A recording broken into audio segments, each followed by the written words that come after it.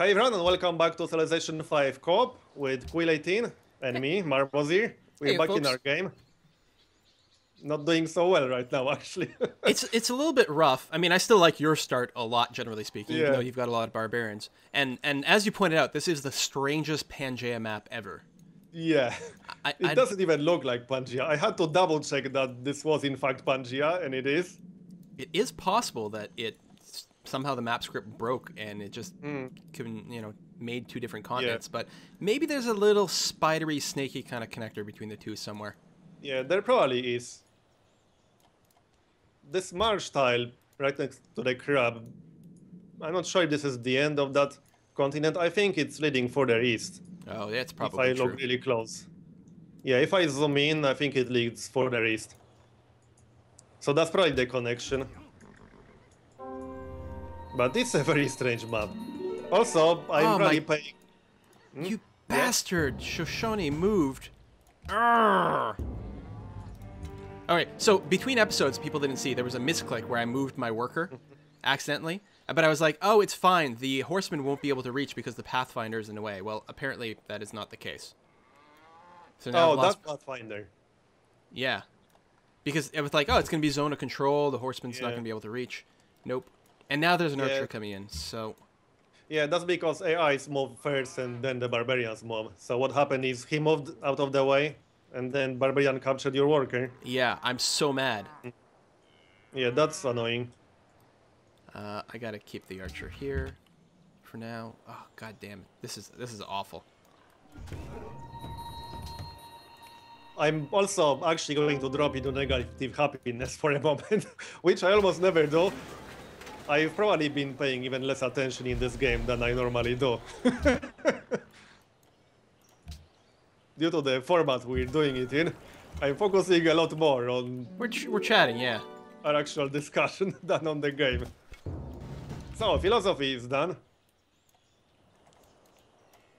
Which means, what are you researching right now? I don't know. Let's see here. We got here. I might have to get up to construction relatively quick, which makes me a little bit unhappy because it would be nice to develop my economy a bit more. And I will want sailing at some point, but I'm not going to be settling quite yet. Yeah. I think I would like construction. Yeah, let's go for construction then. So, I got 2 archers Oh, now. no. Hopefully that will be enough to defend myself against the barbarians. If I kill this horseman, the Shoshone are going to steal my worker. This is just like 17 different kinds of awful. Yeah. In fact, they might just kill him anyway because Yeah, you're that right. horseman is super low. That's actually worse, because then you won't be able to get your worker back. Well, I might have to just buy a tile to box in the Pathfinder out of spite. Nope, he moved away. All right. I think the AI is very unlikely to attack other units with scouts. And that's the reason why the AI didn't consider doing that. Oh, look, I can return this worker to Byzantium. No. That one's mine. Yep. I don't care what it says on the label. Another policy. I don't want to grab oligarchy at this point. I would much prefer grabbing monarchy because I should get a little bit of money from that. And some bonus happiness. You Yeah, wouldn't bonus open up... happiness. Yeah, it's pretty good. You wouldn't open up another tree at this point. I don't see any point in getting aesthetics or patronage or... Yeah, certainly not definitely hiding. not. Yeah, I'll get the There are monarchy. some rare situations where I would consider opening other trees. So, for example, if you have to start an early war and you think a great general from Warrior Code will make a difference between winning or losing, then I would consider getting Warrior Code early on. But other than that, probably not. And the nice thing about Warrior Code is not just that you get a great general, is that your great generals are earned faster and you get a bonus to melee unit production. It's actually a great It's a very good tree. policy. I often, or I sometimes, go for honor purely for Warrior Code, and I don't really get anything else in there. I often don't even get military tradition, maybe until the late game, because the thing about opening other trees is you obviously want to get tradition finisher, but then you want to open rationalism as soon as you enter Renaissance era, Right. So that doesn't leave you with a lot of time for anything else on the way. Now, do you know the trick to use workers and things to spot barbarian encampments in the fog of war? No, I don't think so. If you try to move your worker to a tile that's got an enemy unit, it'll Ah, turn yeah, red in the yeah. fog. Yeah, I know what you mean. I Yeah. actually don't do that, but I know what you're I've talking about. never done it before, but in this game here, I'm like, nope, spite. Yeah. I'm actually getting a lot of barbarians right now as a direct result of not really having any neighbors. It's not something that I ever worry about on Deity. Because AI is just so good at dealing with barbarians on Deity that it's rarely a problem. Yeah. Now, I think I'm going to start a settler now. I do still have to clear out that barbarian encampment, but I've got 2 archers and a warrior, so I should be okay. What else would I build? Barracks? No. Granary? No. Walls? I will potentially want walls. I usually am not a big fan of walls. I'd rather build more units. Yeah, I usually only get walls if I predict that city will get attacked. It does add a lot more hit points. It does. So I could build the Mausoleum of Halicarnassus, and I do have a lot of stone and marble. I don't usually consider it to be a very strong wonder, but also the AI doesn't tend to focus it, but it's been available for a while now at masonry. Yeah. It can give you a nice early game gold boost, Yeah, it's only 12 turns as is. but on the other hand, it always sucks losing wonders. It really does. And for example, Theodora does have stone near her cities, So it's likely so that she might go for it. she might decide to build it at some point. At this point, would you consider building temples for the extra faith? My inclination is no. Probably not this early, no. A little bit later in the game, yeah, but not this early. Right, well, what I think I'm going to do is I might sneak in the walls now. The other alternative is I could be building some archers with the idea of upgrading them to the composite bowmen. But I don't think I have quite enough money for that. Right now, I will probably start thinking about when and how to declare war on Attila at some point, because if you can attack Attila and actually take Kizil, you could liberate that and get a very nice city-state ally. That'd be wonderful, yeah. Well, I am going to try to sneak in 1 settler to the north. Although, do I have the happiness for it, really? I could just go full aggro. Seems crazy, though. I don't think I could possibly build enough units to take on Attila. Yeah, well, I would wait until after education, but you can start building up an army before you get to that point. Because you will obviously need a fairly strong army to actually take on Attila. I'm going to put up a settler. We'll see.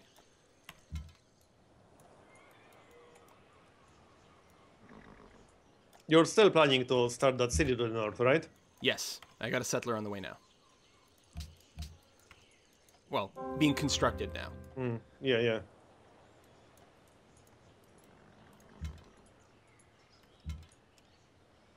I guess I could probably start doing that. This is seriously the most barbarians that I had on Deity in a very long time. Oh, I should be hitting west, actually, to see if I can connect our continents. Stinks that we're so far apart. But it looks like... Who is Attila? Attila and Korea is over here. So no one is close to their partners in this game. That makes me very happy. Oh yeah, that's definitely good. I didn't even look at that earlier. But you're right, the AIs are all over the place, the teams. Imagine if Theodora was teamed up with Attila. Yeah, actually, I think that Sweden and Pocatello might be really close to one another, because there's a Swedish spearman in the territory that I believe belongs to Pocatello. Yeah, oh yeah, I see it. So they're probably in the middle. They are probably pretty close to each other then. But they are not an immediate threat. No. And another wonder is gone. The barbarians are actually doing damage to my city, which is something that rarely happens. Oh, they've got their composite bowmen. Yeah, but they're not going to be able to take it. They do prevent you from improving territory. Yeah, I should actually get more workers right now. This has not been a good opening for me. I had a fantastic start, but I didn't really take advantage of it very well. Yeah, I find it interesting. You're building a stoneworks in Marrakesh, but you only have one stone resource. That's still good enough, you feel, to improve? It's mostly for the extra happiness. It can be quite nice. And every extra hammer in the early game can be quite important. Sure, that makes sense. All right, I'm very close to taking back my my worker. My actual Right now, worker. I would normally be building a settler right now to start a third city, but I decided to go for National College before the third city. And it would be very safe to get a settler right now with all these barbarians around here. That is interesting. Maybe that's something I could have done. Oh, no, my paper maker's not done in Shanghai yet. Am I going to have enough money to buy one? I won't. Actually, I'm going to be screwing myself out of my national college here with the timing, because I'm not making an income. Ooh. All of a sudden, I'm not happy. Oh, you're in the negatives. Well, no, sorry. Me, Quill 18, is not happy. My civilization is at +6 okay. happiness. Right, and that's with your marble pillage. Yeah, no, I'm the happiness there is fine. So I'm going to expand, and that is okay, but it means delaying my national college just by virtue of the fact that I'm going to have to build the third one. I'm not going to be able to buy it, which is normally what I like to do. Yeah, it's disappointing. Well, we're about to get construction, so that's composite bowman. Yeah, and since I can't buy the library, I'll probably upgrade the archers to bowmen early, and then hopefully still that barbarian encampment will be there so I can make friends with Wellington. Yeah, they still have the mission.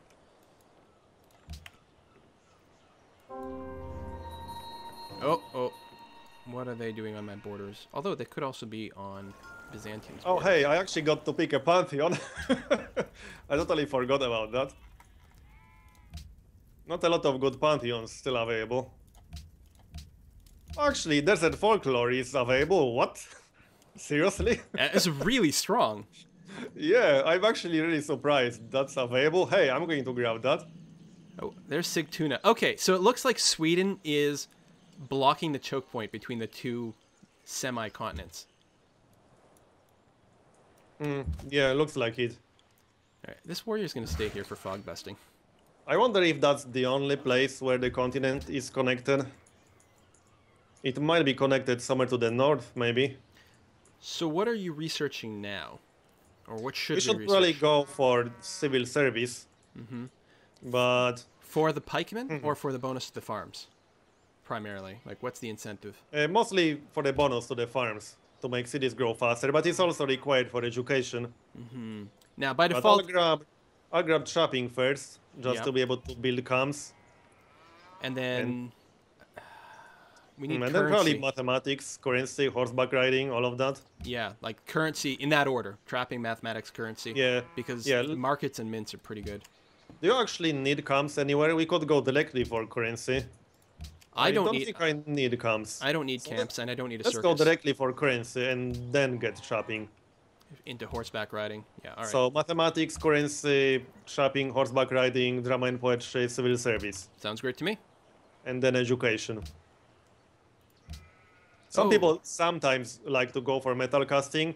I think I've done it in a grand total of one game. It can give you a decent production boost, but yeah, delaying education is almost never a good idea on Deity.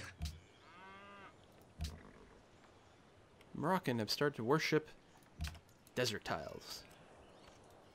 I only have one desert near my capital, but I have lots of desert near Rabat. It's fantastic. Attila declared war on Byzantium for free. Like, or just Oh, did it nice. on its own. So that will keep him busy. All right. You're done. You can come and do something over here. Actually, well, no, that's fine. Settler. Go over there.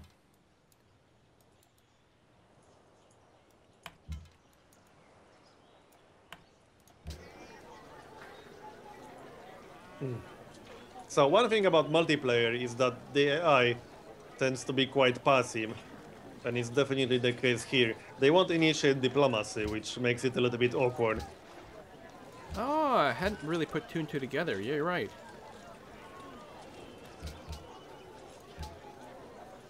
They will mostly only do it to declare war on you, That's very kind. from my experience. I suppose I should sell some horses. Yeah, Theodora. What's the conversion rate for horses to gold per turn? They pay slightly more than one? They don't pay 2 per. I think it's 45 gold for 1 horse on standard game pace, if I'm not mistaken.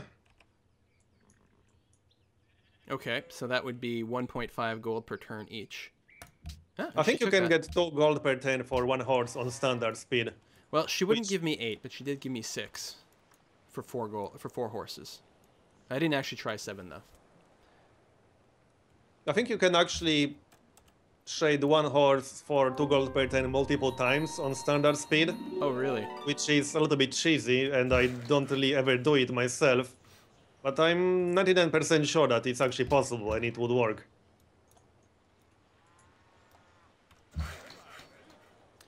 Let's repair. I still didn't get any quests for these barbarian camps. I guess the city-states are a little bit too far away, unfortunately. I thought Yerevan would be close enough, but it doesn't look like it. Oh well, maybe another time. Oh, Yerevan's way over there. Yeah, that's weird. You are really isolated. Yeah, this is one of the more isolated stars that I had on Deity. It's weird. I expected to have a neighbor much closer than this.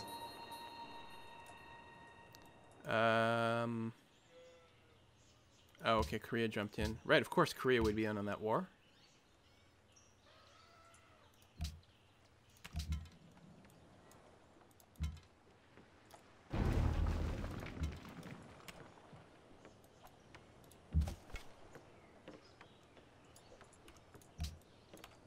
It's a shame I don't have more good production tiles near Rabat. That library is taking a little bit too long.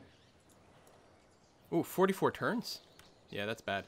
Yeah, I'll switch it to production once it grows to pop 4, but still, I don't really have too many good production tiles nearby.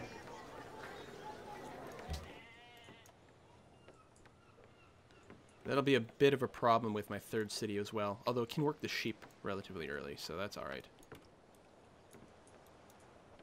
And another thing about my location is that it would be really easy to turtle down because of all these mountains. Oh, yeah. Looks like Adrianople is down at half health now, so it's almost certainly going to fall. Yeah. Especially with that battering ram right next to it. Mm-hmm. And it doesn't even have a wall. The battering rams are really strong against cities with no walls. That's one part that makes Attila so dangerous. He likes to spam these battering rams. And they do a ton of damage to cities. Same reason Assyria is very dangerous. The siege towers can also do a ton of damage. Mm-hmm. I didn't realize in my game where I finally ran into Assyria that the siege towers couldn't attack units. So I spent all this time maneuvering in combat against them, and then like people in the comments were telling me, you know that can't actually hurt you, right? Oh, god damn it. Also, one little trick that not everyone knows, I suppose, is that if your improvements are 1 turn away from completion, you can just click your worker, then click the order again, and it will be done on that turn. Well, it's going to be done on that turn anyway. When you hit the end turn button, the workers Yeah, do but then you move. can actually do a trade with the AI, for example, for some gold. That's right. Okay. So I finish my copper right now, and I can sell that copper to the AI. That's one thing I hadn't considered. I thought, well, you know, it does help. You can lock the tiles, but I guess you could lock the tiles anyway. It's not a But huge yeah. difference, but on Deity, every little bit can count. Well, soon I'll be able to get a second cotton hooked up, so that'll give me something to trade finally. Shanghai. It's not going to expand in the direction that I would like to get those dyes, which is too bad.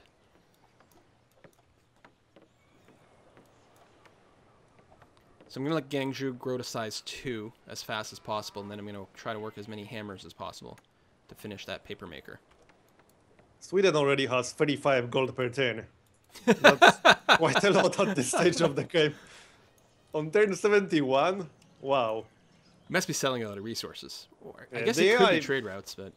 The AI often gets massive income on Deity. Fortunately, it's not very good at using that gold efficiently. Because otherwise it will be much harder. I'm gonna rebuild my caravan here.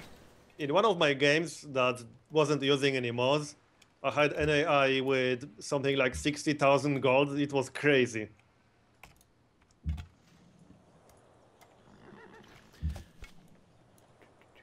Chinese warrior. Well, I found, especially in the old version, vanilla, they used to do that a lot, and it made it very hard in the late game to bribe city-states. You'd get someone with, like, 60, 70,000 gold just sitting around. They could just buy anyone they wanted. Because I think they didn't have upkeep, so they didn't really spend it the same way. Yeah. I'm actually glad that Diplomatic Victory, which I hate that name, by the way, because it has nothing to do with diplomacy, but I'm glad it's much harder to get now.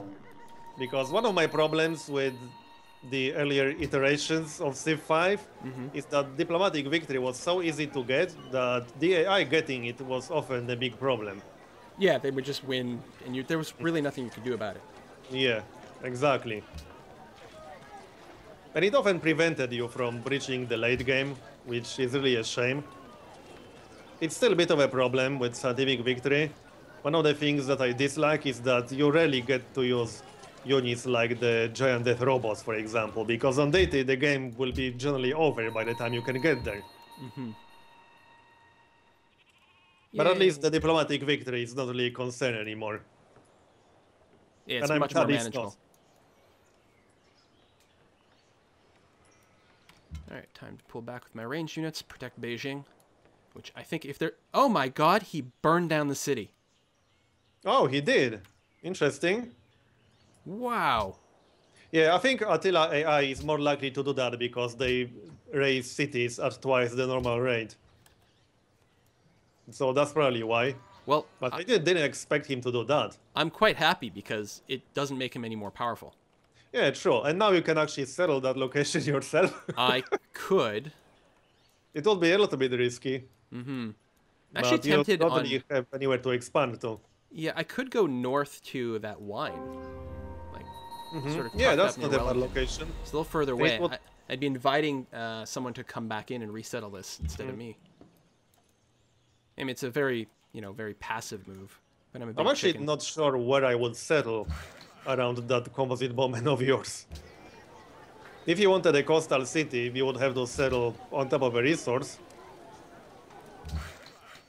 Yeah, there's a lot of that going around.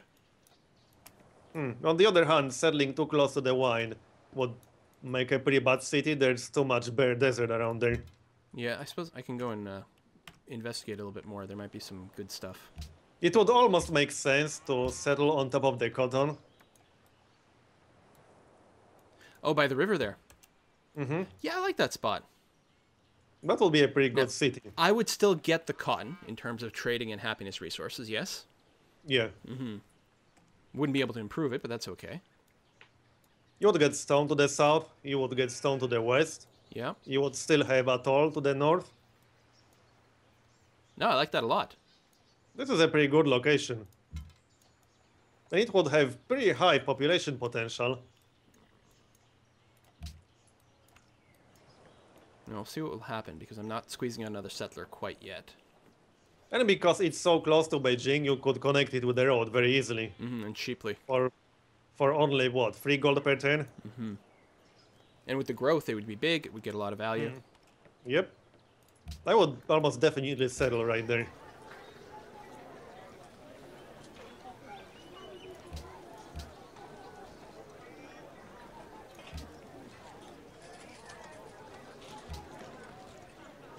Alright, so I still need 11 turns for that stupid library. I'm almost considering settling that third city after all.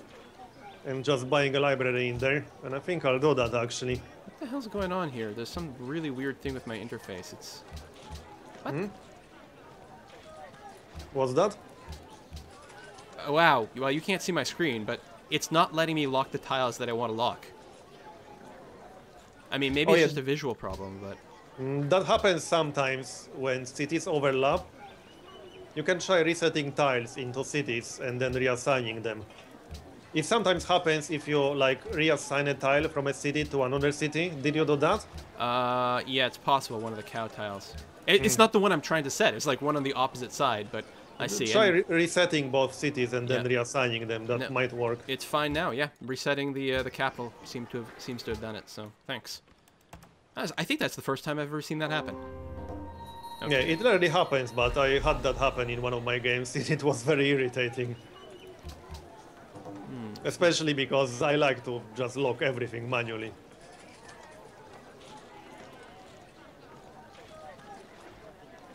Right, so I'm actually going to settle my third city before that national college. I changed my mind. I should be able to get enough gold to just buy a library in there. Yeah, that's very helpful if you can do that. I will get another copper soon, so I can just sell that to the AI. I'm worried that the Huns are going to turn their attention to me now. There's Yeah, nothing probably. I'm going to be able to do about it. Well, you just have to get more defenses. Yeah. You could consider building some forts on these desert tiles. Oh, that's an interesting idea. I don't think I've ever built a fort. I very rarely build them, but I had one game where I basically built a line of forts towards my most aggressive neighbor, and it definitely helped me to defend myself. Yeah, what is it, plus 50% defense? Yeah, I think so. Now, what's nice about the Kasbah later on is it counts as a fort. Yeah, for sure. Makes deserts not suck and just encourages even more turtling. Exactly. Your unique unit, isn't it like a mounted unit that gets defensive bonuses in your territory? I can't remember. Yeah, it does. That's the Berber cavalry. Does all defense all the time. Yep, it gets a combat bonus when fighting both in desert tiles and Moroccan territory. Yeah, I don't know if the desert tile one comes up as often, although you will always be near desert because you're Morocco, so that'll happen. But the your territory bonus is really good. It's actually worded very strangely, but what it does is it gives you two different promotions. One of them is Desert Warrior, which is plus 50% combat strength when fighting in desert, and the other one is Homeland Guardian, which is 25% bonus combat in your territory. But the way it's worded, it might give you an impression that you have to be both in desert and in your territory. But these are two separate promotions. Right. Yeah, I see what you're saying. Yeah, that could be confusing. So it's actually a pretty nice, unique unit. Not the best one ever, but it's definitely more useful than some of the other ones. I think Morocco is a solid civilization. I don't think it's one of the strongest in the game, but it's got a neat set of things that all work together. Yeah, it's pretty solid. And it could work with almost any victory condition. It's not a top tier save, but it's pretty solid. I love the icon for the Droman. It's sort of like fire-breathing dragon.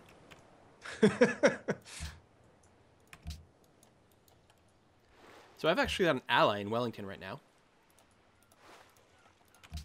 Oh yeah. I'm very excited about that. Makes me feel good. Did you finish some quests there? Yep. They had a natural wonder one. Actually, I think that's come up twice now, and I cleared out a barbarian encampment for them. Oh, nice. Yeah, the one thing I like is when you like do a quest with a city state without even trying to do it. Yeah. Always makes you feel good. I'm here. I guess I'll improve that. Caravan. Go back to Wellington. Although, if I went to Kaisel, I could get 6 science per turn. Also, that would decrease the likeliness that they'd attack me just by a tiny little bit, wouldn't it? Yeah. They take that into consideration? Yeah.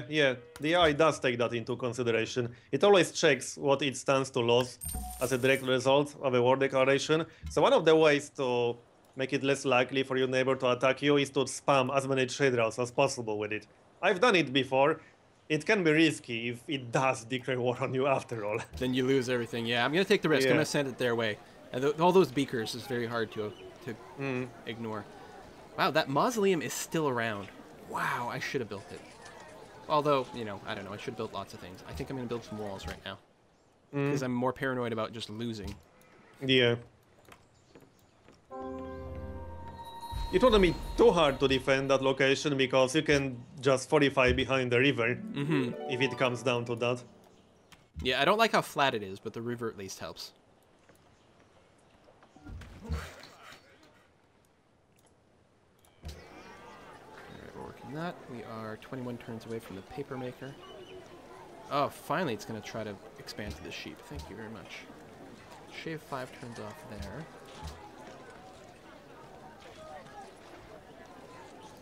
what? That's okay. How turn? 10 turns? Yeah, we'll just take this. Okay. That'll do just fine. Well, the wonders are actually spread out between like all the AIs, which is something I rarely see. No, it's nice when that usually- happens because Yeah, you it's don't have usually one person AI or two AIs spamming a lot of wonders. That's not the case here.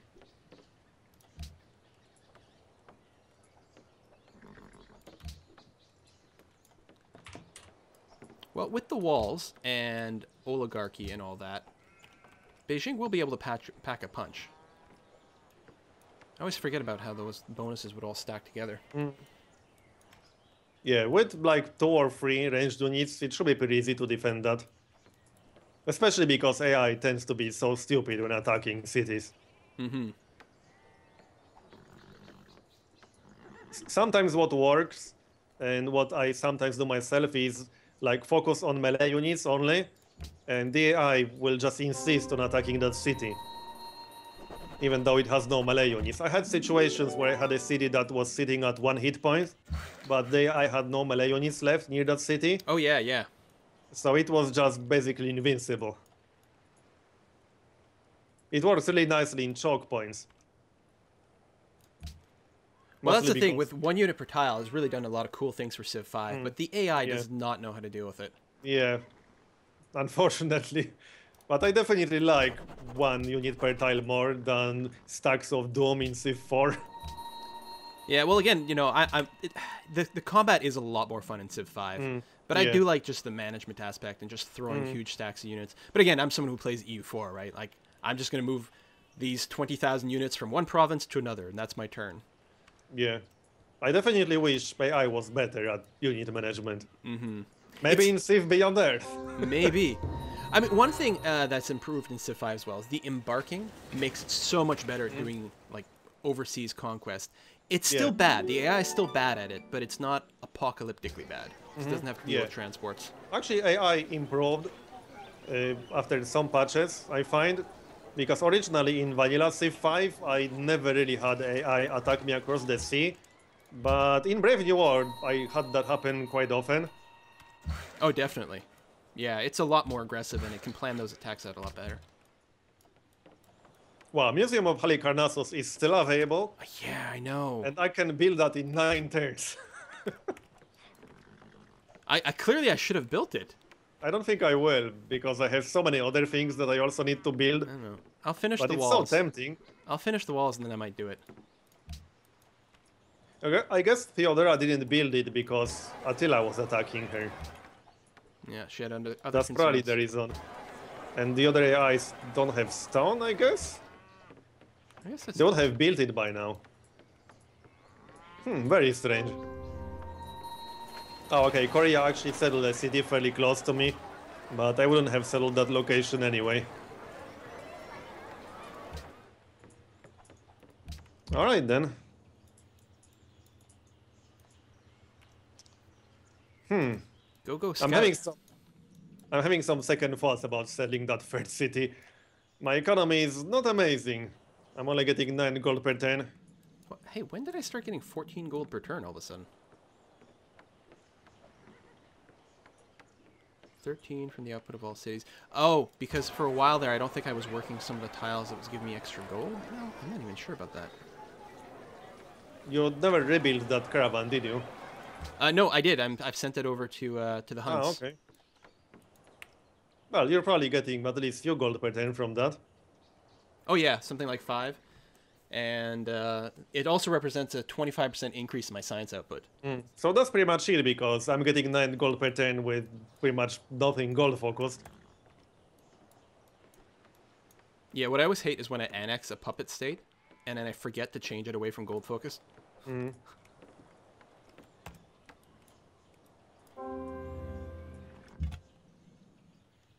Alright, let's go see who this is. Riga! Nice to meet you.